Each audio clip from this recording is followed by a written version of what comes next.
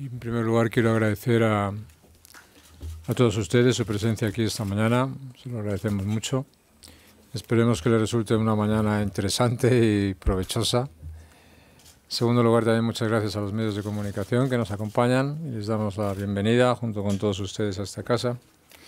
Mi tarea esta mañana es extraordinariamente grata y simple porque consiste en dar las gracias también al organizador fundamental del curso, que es Miguel Marín, responsable del Departamento de Economía de la Fundación.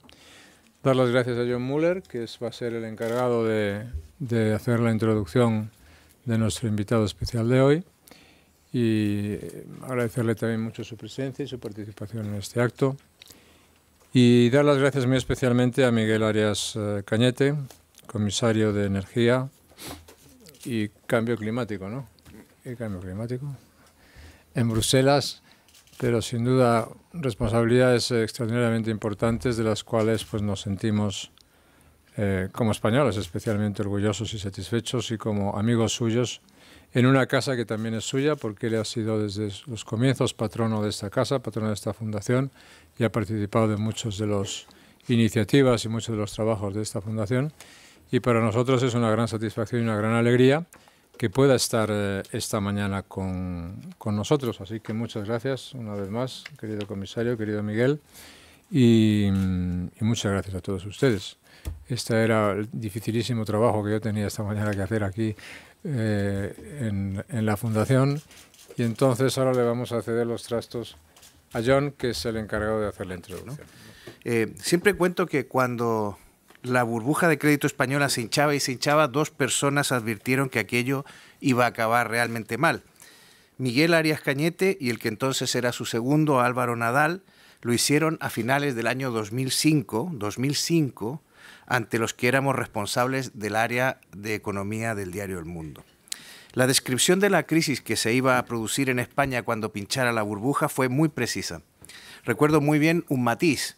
Mientras Álvaro Nadal fue extremadamente preciso en la secuencia que iba a seguir la crisis, Miguel Arias puso mucho más énfasis en la duración y los efectos que ésta iba a tener sobre la población española, y eso fue lo que a mí me resultó más inquietante.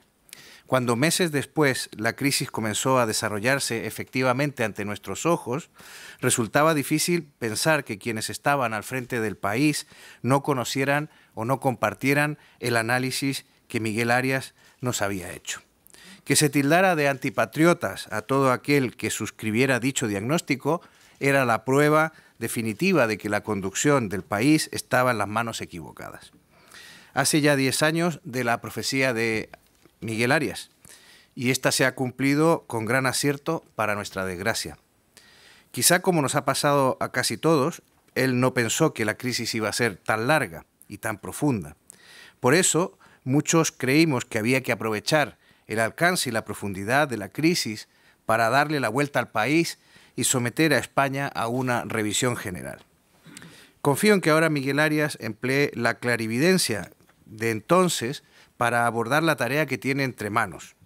El nombre de su comisaría es lo que se llama un oxímoron, una contradicción, o en términos económicos podríamos decir un trade-off, un sacrificio calculado que viene a generar un tercer concepto. Reunir clima y energía bajo una misma cartera es aparentemente como vivir un instante eterno, es una luz oscura o algo que nos puede deparar placeres espantosos o dulzuras horrendas, como decía Baudelaire. El coste de la energía es, junto con los costes laborales, un factor directo de la productividad y de la competitividad de una economía. ¿Por qué es urgente mejorar la eficacia y eficiencia del mercado energético? Fijémonos en lo que ha sucedido en los últimos años en nuestro continente. Se da el contrasentido de que los países europeos en crisis, donde se ha aplicado la devaluación interna, se han comido parte de la mejora que hemos logrado por la vía de reducir los costes laborales por el incremento de los costes energéticos. Esto ha ocurrido de manera irracional en Grecia, donde la energía, que es prácticamente un monopolio público, se ha encarecido hasta tal punto que devoró totalmente la mejora de la competitividad que suponía la bajada de las rentas salariales. Es decir, un sacrificio humano concreto se ha desperdiciado en una transferencia de rentas con destino difuso. En España ocurría hasta hace poco algo parecido, aunque en diferente escala. Eso era exactamente lo que esperábamos que una reforma energética con mirada estratégica resolviera, más allá del famoso déficit de tarifa, que no deja de ser un problema de gestión fiscal heredado de la administración anterior. Hoy esto ya no nos parece tan acuciante porque los países petroleoadictos estamos disfrutando de un recorte de hasta el 50% de nuestra factura. Sin embargo, yo no me fiaría de que esta reforma energética que nos han hecho los jeques árabes vaya a ser duradera. De hecho, confío en que ya que no hemos sido capaces de generar una estrategia doméstica interna, al menos la Unión Europea pueda dar con el diseño adecuado, porque los problemas energéticos son comunes, aunque aún estén prisioneros de esquemas decimonónicos. Nuestro bajo nivel de interconexión con el resto de Europa es prueba de ello. Por ejemplo, hoy, por primera vez, gracias a los avances tecnológicos, el oxímoron de la comisaría de Miguel Arias es posible porque algunas de las premisas mantenidas durante largo tiempo han cambiado. De los 3 elementos que se exige al mercado de la energía, competitividad, limpieza y seguridad, siempre había que renunciar a uno en favor de los otros 2. Sin embargo, en los últimos años hemos visto cambios radicales. Estados Unidos se ha convertido en exportador neto de gas, Brasil en exportador neto de gas y petróleo. La revolución del shale gas ha hecho disminuir las emisiones de CO2 en Estados Unidos gracias a la gasificación del transporte por carretera y ha permitido la paradoja de reducir brutalmente los costes al tiempo que se mejora en términos de emisiones. En cambio, Europa, que abrazó el protocolo de Kioto con tanto entusiasmo, quema hoy el carbón barato de Estados Unidos que estos ya no quieren. Las energías renovables que han quedado estigmatizadas en España por el pésimo diseño de sus incentivos ya son perfectamente rentables a niveles muy competitivos y su posición debe ser reconsiderada, como también debe serlo la energía nuclear. Soy partidario de abordar el mix energético sin anteojeras ideológicas ni ecológicas. Este será un año importante para el clima y la energía. En diciembre, París acogerá otra cumbre sobre el cambio climático. A ella se llega con un pacto de reducción de emisiones firmado por China y Estados Unidos, 2 países que no se habían caracterizado por su implicación en este proceso. Desgraciadamente, el cambio climático ha pasado a ser uno de aquellos significantes vacíos que dicen los populistas y que tan hábilmente llenan con propaganda. Estos días podemos leer a la activista Naomi Klein promocionando su nuevo libro, en el que ofrece munición intelectual a los altermundistas, a los partidarios de la economía del decrecimiento, a los del bien común y a los veganos. Afortunadamente, más allá de estos fenómenos literarios, la población ha demostrado que cuando está bien informada en los temas de energía y clima, es capaz de ofrecer su apoyo a soluciones razonables. Nunca como ahora hemos tenido tantas teclas para el piano de la energía. Es la hora de que los músicos europeos demostremos qué tipo de sinfonía o de charanga puede salir de aquí. Gracias.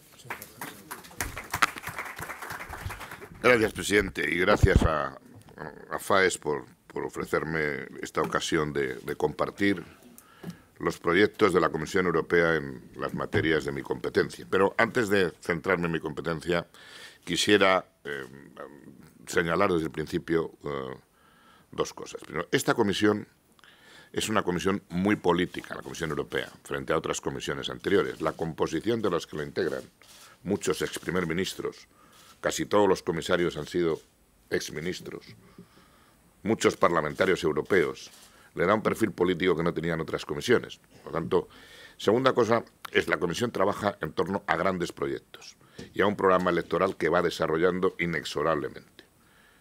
El presidente Juncker estableció 10 prioridades. La primera, la creación de empleo, por supuesto, y volver al crecimiento económico en la Unión Europea. Para eso ha lanzado el paquete Juncker con los 315.000 millones de euros que inicialmente se quieren movilizar.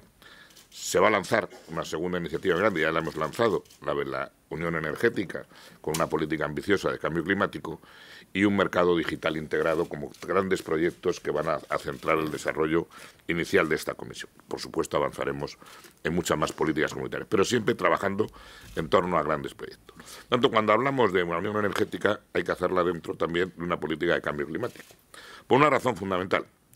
Yo sí que estoy convencido, también he sido ministro de Medio Ambiente una temporada, de que el cambio climático, la lucha contra el cambio climático es el desafío más grande que tiene planteado el mundo en este siglo.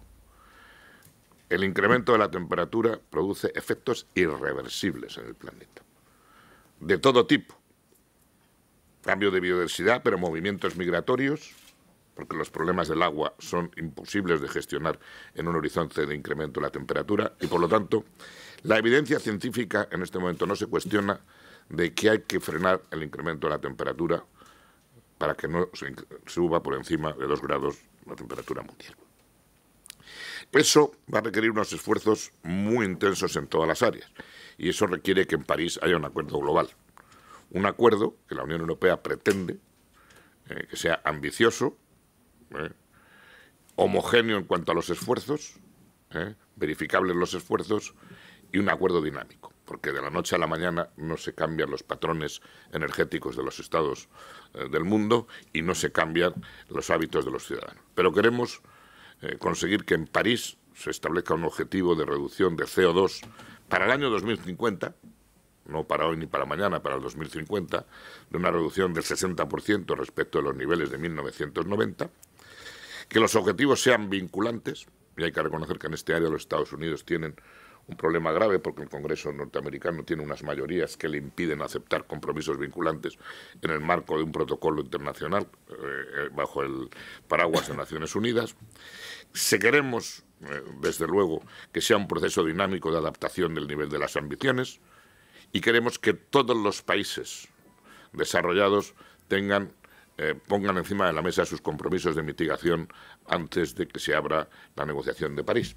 Hasta este momento estaba acordado, tanto en Varsovia como en Lima, que en el primer trimestre de este año las grandes economías mundiales irían con sus compromisos de mitigación.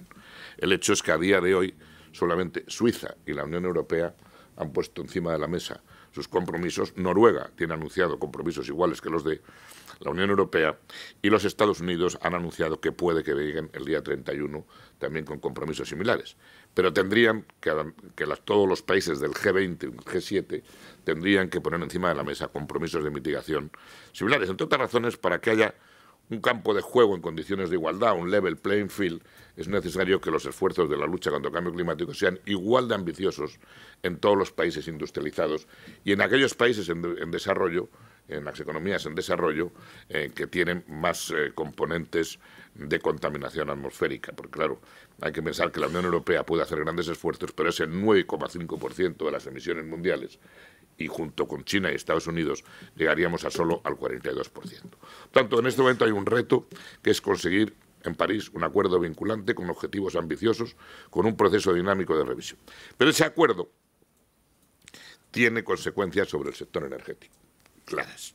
Y por eso la Unión Europea, cuando ha establecido sus compromisos de reducción de emisiones, el 40% en 2030, que va en la senda de llegar al 60% en el 2050, se estableció un objetivo de reducción del 20% en 2020, ahora pasamos a un objetivo del 40% en 2030 y en 2050, para ser efectivos en combatir el calentamiento global, habría que llegar al 60%. Pero para llegar a ese 40% no se puede hacer si el mix energético global de la Unión Europea no se modifica sustancialmente. Y por eso hay que llegar a un 27% en los modelos que maneja la Comisión de Renovables y en los modelos que maneja la Comisión de Eficiencia Energética a un 30%. Y es verdad que son todos objetivos complicados, los tres: decarbonizar la economía, desarrollar las renovables y aumentar la eficiencia energética. Por eso, la Comisión Europea ha lanzado una estrategia para ir hacia una unión energética que trabaja en 5 frentes diferentes. En primer lugar, trabaja en garantizar la seguridad de abastecimiento, la seguridad energética. Y es que han cambiado las situaciones. Hace unos años todo el mundo consideraba que los abastecimientos de energía de la Unión Europea no tenían el menor problema. La situación después del final de la Guerra Fría era tranquila, los contratos de suministro con proveedores externos se hacían con toda normalidad y los flujos de gas por los gasoductos discurrían sin ninguna interferencia de carácter político. Pero el conflicto con Ucrania ha puesto de manifiesto la vulnerabilidad que tiene la Unión Europea. Basta saber que la Unión Europea importa el 53% de su energía con un coste de 400.000 millones de euros. Es decir, 1.000 millones de euros diarios de importaciones de energía. Somos el mayor importador de energía del mundo. Pero 6 estados de la Unión Europea dependen de un único proveedor exterior para sus importaciones de gas. Y por lo tanto son absolutamente vulnerables a las circunstancias geopolíticas.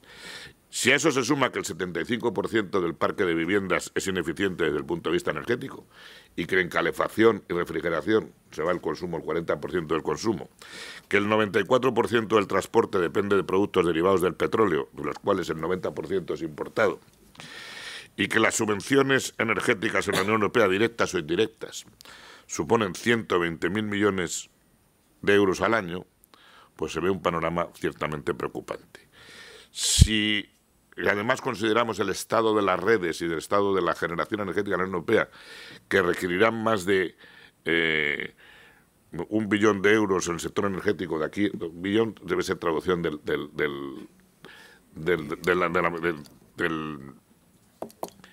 bueno, no, debe ser 1 billón de euros, pues son 200.000 millones de euros al año por 5 años, exactamente es 1 billón de euros las necesidades de inversión que tiene esta energía. Y si añadimos a esto que las compañías eléctricas en este momento atraviesan una situación muy complicada por los sistemas tarifarios que están en vigor, pues tenemos un panorama ciertamente preocupante. Eso le obliga a la Unión Europea a trabajar en todos los ámbitos. Primero, en el ámbito de la seguridad energética, que es una preocupación mayor. Es decir, es muy curioso. A mí me preocupa mucho el mercado interior único integrado, pero cuando viajas por los 28 estados de la Unión Europea, la seguridad energética se convierte en un factor determinante de preocupación. Y nosotros, en este momento, estamos en la estrategia que se está diseñando, es una que conduce a diversificar los proveedores de energía, las rutas de tránsito de la energía y las fuentes de energía. Al final, ¿qué es lo que se trata? Que cada estado de la Unión Europea tenga como mínimo 3 proveedores de gas distintos, acceso a 3. ¿Para eso qué se está haciendo?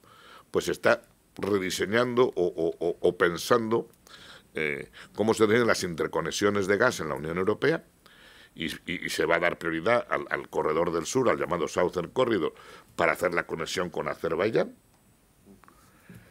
Y en su día, con Turkmenistán, si la situación política es más fácil, y no hay que descartarlo en función de lo que ocurra con Irán, pero eso ya son materias mucho más complejas, el día de mañana tener un abastecimiento por un corredor en el sur que nos permita una situación mucho más racional de seguridad energética.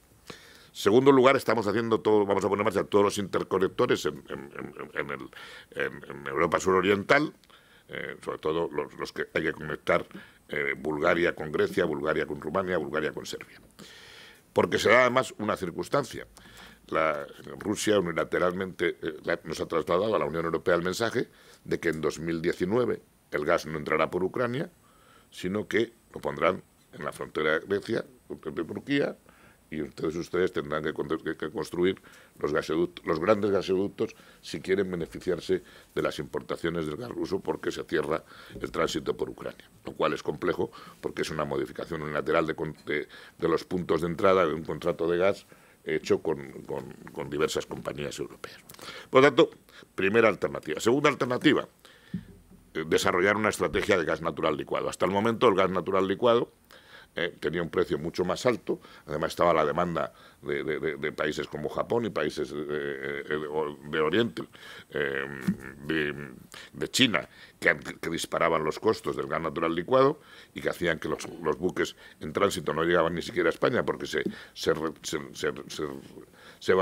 rerouting, se le cambiaba el itinerario en función del precio y no llegaban a las plantas de licuefacción españolas, sino que se vendían con incrementos de precio.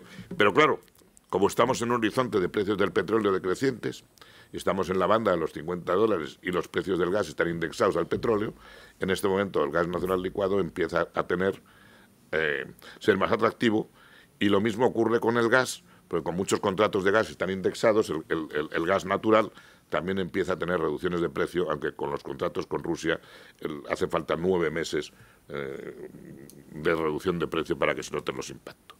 Todo eso nos lleva a diseñar una estrategia que la Comisión, en el marco de esta política de seguridad, quiere diseñar una estrategia de gas natural licuado nueva, teniendo en cuenta el potencial de plantas regasificadoras que existen en este momento en la Unión Europea, pero desarrollando las interconexiones de gas necesarias para que sea una realidad la utilización de este gas con nuevos hubs que permitan competitividad, competencia y mejores precios.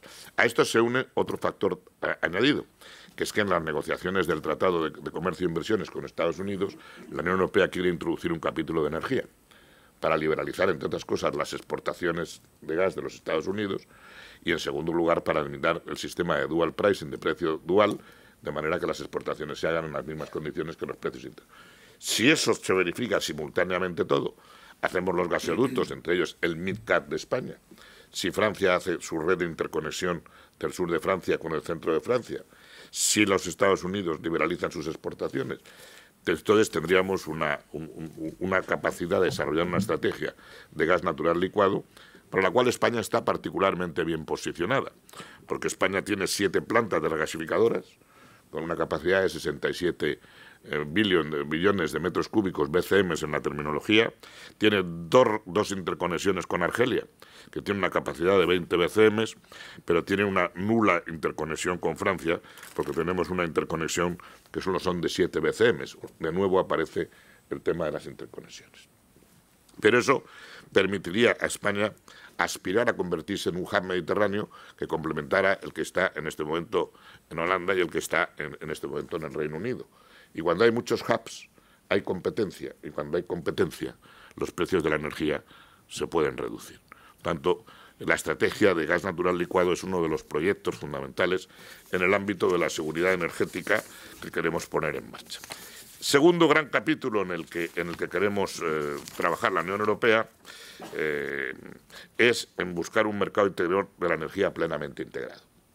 Y esto pues son los trabajos de Hércules. Decía John Muller que mi problema más grave era conciliar posiblemente la política de cambio climático con la política energética. No es tan complicado. No es tan complicado si se hace con equilibrio y si se hace pensando en el largo plazo. Mucho más complicado es buscar un mercado interior de la energía plenamente integrado. Mucho más complicado. En primer lugar, porque hacen falta interconexiones físicas. Claro, cuando se analiza la situación de las interconexiones en la Unión Europea, pues el espectáculo es ciertamente preocupante en muchas áreas, no solo en la península ibérica. Porque además se hizo una declaración importante en el Consejo de Barcelona, y algo tendría que ver el presidente Aznar, año 2002, de buscar un nivel de interconexión del 10% en el año 2005, y como se dice en Andalucía, verde las han segado, ¿no? Seguimos como estábamos, ¿no? Y en ese sentido, pues la política de interconexiones se convierte en un elemento absolutamente fundamental si queremos tener un mercado integrado. Yo a esto le voy a dedicar muchísimo tiempo, porque yo soy muy consciente de que la fórmula, de que la mejor política que podemos hacer es desarrollar, para hacer un mercado integrado, es que haya interconexión física. Lo cual tiene enormes problemas, sobre todo porque las poblaciones locales se resisten a las interconexiones con líneas de alta tensión tradicionales y nos lleva siempre a sistemas subterráneos o a sistemas de cables submarinos. Es por eso que eso explica el retraso que hemos tenido. Se ha podido inaugurar una interconexión el pasado mes de febrero, pero seguimos en unos niveles de interconexión mínimos. Está en 2.800 megavatios, una cantidad de ese orden en este momento, y un nivel de interconexión que no llega al 3% en el caso de un país como España o de la península ibérica en su conjunto.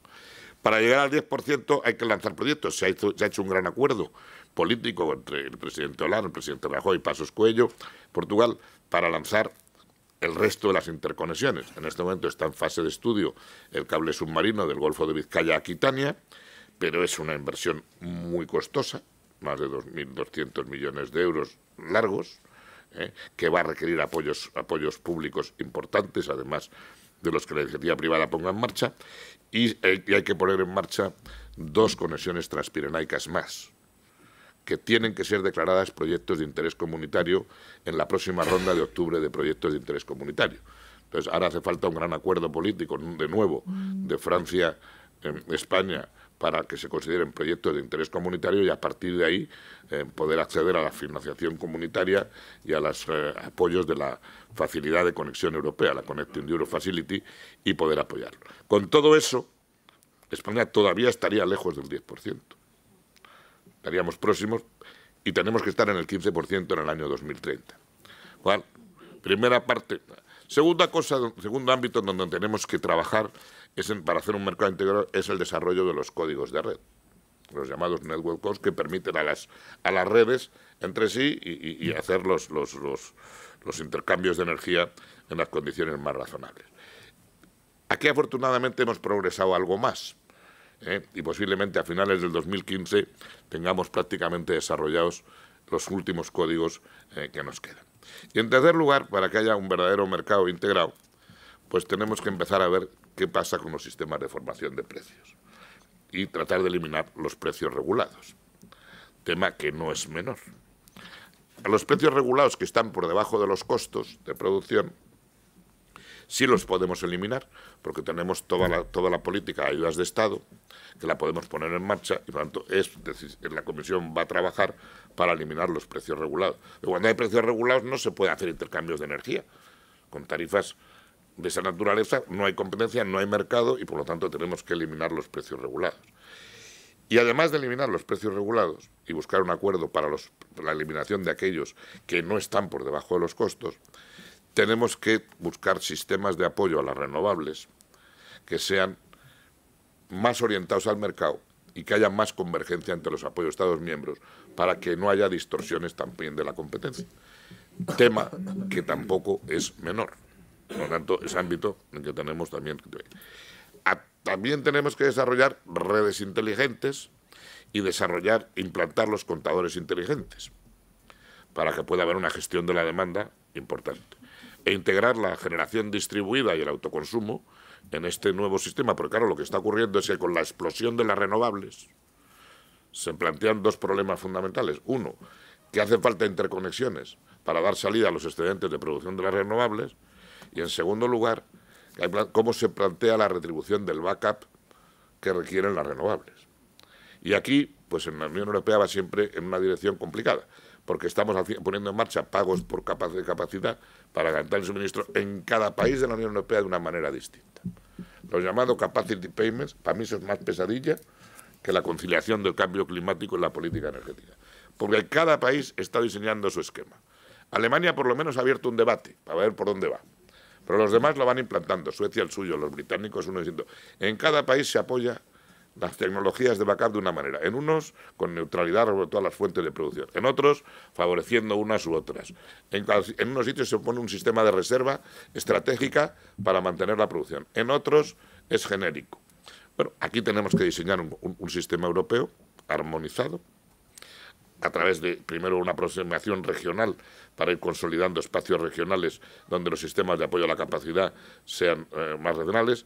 Y, en segundo lugar, si desarrollamos una política de interconexiones, la capacidad no puede determinarse a nivel nacional. Tendrá que ser determinable a través de todas las áreas que estén plenamente interconexionadas. Pues digo, tengo un problema de capacidad, no, tiene usted interconexión. Si a usted le falta energía nuclear porque tiene un parón nuclear, las centrales francesas, tiene usted las renovables españolas si hay interconexiones. Ahora, si estás en el 6% de interconexión, pues no puedes organizar un mercado de capacidad. Por tanto, esas reflexiones sobre los mercados de capacidad son las que nos van a llevar a tratar de armonizar. Para todo esto, tenemos que potenciar el regulador europeo. No hay un regulador único, tenemos 28 reguladores distintos y tenemos un regulador, pseudo-regulador europeo que se llama ACER, que tiene una capacidad de dar recomendaciones y orientaciones, pero no tiene unas facultades de ordenar este mercado integrado que se tiene que ordenar y esa cooperación regional reforzada que puede haber en determinadas áreas. Por lo tanto, aumentar los poderes de ACER será otra parte importante de este mercado integrado. Si somos capaces de avanzar hasta este mercado integrado, trabajando además en un diseño nuevo del mercado energético, pero luego también de un diseño del mercado minorista para integrar a los consumidores y tratar de gestionar la demanda de modo más inteligente en el futuro, porque lo deseable sería que un consumidor pudiera gestionar su consumo de energía de la manera más inteligente posible, adquiriendo la energía en los momentos baratos, disminuyendo su consumo en los momentos más caros y trabajando de un modo inteligente cómo tiene que gestionar todas las aplicaciones domésticas en su casa, gestionándolas además a distancia con las posibilidades que dan las nuevas tecnologías y los móviles. Hoy desde un móvil se apaga una luz, desde un móvil se decide en qué periodo se consume, etcétera. Todo esto lo tenemos que hacer además añadiendo los objetivos de cambio climático. Y entonces te entran dos parámetros. Entran las renovables por una parte y la eficiencia energética por otro.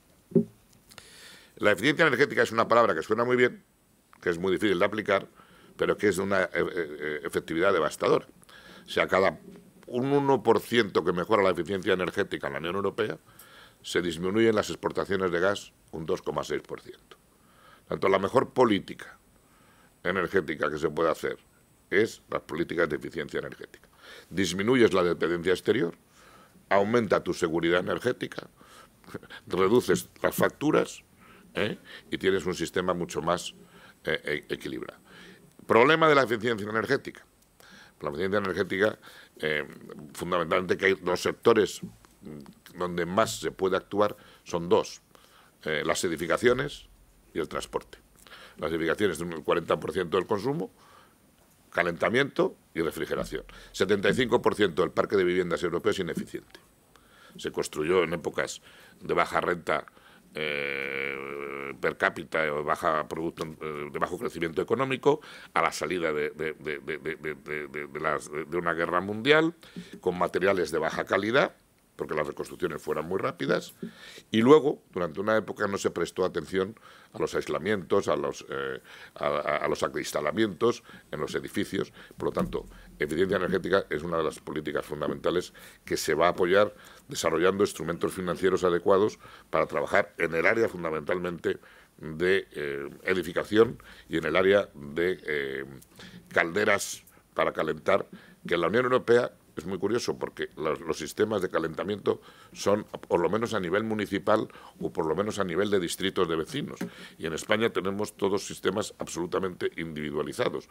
No se da que el agua caliente se genere por el municipio y llegue a todos los edificios, ¿no? Cada comunidad de vecinos tiene la suya y cada uno tiene sistemas de calderas mucho menos eficientes que si hay un sistema colectivo que permite incorporar las tecnologías más avanzadas de generación y ser mucho más efectivo. Por lo tanto, en ese ámbito la Unión Europea va a actuar. Y luego tenemos el tema de las renovables. El tema de las renovables que lo que requieren son sistemas de distribución más inteligentes, más vinculados al mercado, evitando los errores del pasado, donde hemos desarrollado a una velocidad vertiginosa la implantación de las renovables, pero sin tener en cuenta los costos que eso iba a producir.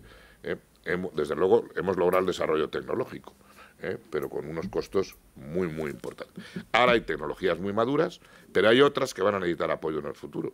Todavía hay algunas de renovables. Y aquí pues habrá que diseñar los apoyos y las retribuciones orientadas al mercado buscando la armonización de las mismas. Y finalmente está el capítulo de la innovación tecnológica, donde en materia de energía tendremos que seguir financiando innovación, sobre todo en un capítulo que en España se menciona menos, pero son las técnicas de captura y secuestro de carbón. Porque hay muchos países de la Unión Europea donde el carbón sigue siendo importante en la generación, pero el carbón es altísimamente contaminante y cuando se tiene un objetivo del 40% de CO2, el carbón se convierte en un problema como combustible fósil muy contaminante. Para eso hay que desarrollar las técnicas de captura y secuestro. Hasta ahora hemos invertido mucho dinero, pero no se ha logrado que poderlas poner en marcha en condiciones de mercado. Tanto habrá que seguir. Y en segundo lugar, hay que resolver el viejo problema del almacenamiento del CO2 cuando luego hay que inyectarlo en el subsuelo. Porque como en todas otras cosas, cuando hay que almacenar algo es cuando se empiezan a plantear los problemas. Sean vertederos, sea inyección de carbono en el Mar del Norte en este momento, sean cementerios nucleares, Esos son los temas más complejos que hay que resolver si se quiere seguir manteniendo la utilización del carbono en un caso o si se quiere tener siguiendo energía nuclear. Y finalmente, señalar que todo este gran programa de la Unión Energética tiene 5 años para desarrollarse. Pero antes de que se desarrolle la nueva legislación, pues lo que vamos a hacer es aplicar el tercer paquete energético, que debo decir que no se aplica prácticamente en media Europa. O sea, lo del unbundling, lo de la separación de la generación, de la distribución, la mitad de los países no lo aplican, la eficiencia energética, las directivas no se ejecutan. Tanto una de las partes más desagradables de mi cartera es hacer que los 28 Estados miembros cumplan el tercer paquete de energía, con colaboración técnica para facilitarle su cumplimiento, pero también con la decisión de llevarlos al Tribunal de Justicia de la Unión Europea en caso de incumplimiento. Por tanto, el proyecto Unión Energía es un proyecto de 5 años de duración, es un proyecto en donde, con la nueva filosofía de esta Comisión, solo hay que legislar si hay un valor añadido europeo claro. Better legislation, less legislation. Por lo tanto, estamos en un proceso donde los comisarios tienen que justificar que hay un valor añadido para hacer alguna regulación de carácter europeo. Y por eso funcionamos con un sistema, primero, de hacer una comunicación diciendo lo que queremos hacer, abrir una consulta a la sociedad civil, valorar si hay un valor añadido europeo en la legislación que te pones en marcha y, en ese caso, legislar. Y así, este proyecto tiene 5 años. Por contra, la lucha contra el cambio climático requiere que en París haya un acuerdo. Y, por lo tanto, de aquí al mes de diciembre hay que trabajar para conseguir que todos los Estados, todas las partes que integran el protocolo de Naciones Unidas de lucha contra el cambio climático presenten compromisos de mitigación, que desde luego todos los países del G20 y G7 tengan los niveles de ambición similares a los que ha tenido la Unión Europea, porque eso es absolutamente fundamental, que en París se establezca ese proceso dinámico de revisión si no se llega con los compromisos a tener un impacto suficiente para frenar el calentamiento global en los límites que la ciencia establece y que pongamos en marcha un paquete financiero para facilitar procesos de adaptación a los efectos del cambio climático a los países en vías de desarrollo. Va a ser una cita muy importante, es una fecha donde tiene que haber un resultado positivo y a partir de ese resultado pues tendremos que seguir trabajando en una región energética que concilie los objetivos de reducción de emisiones con el desarrollo de energías limpias y con el desarrollo de sistemas energéticos que sean rentables y que puedan competir en toda la Unión Europea en condiciones de igualdad entre fuentes, entre países y entre sistemas. Muchas gracias.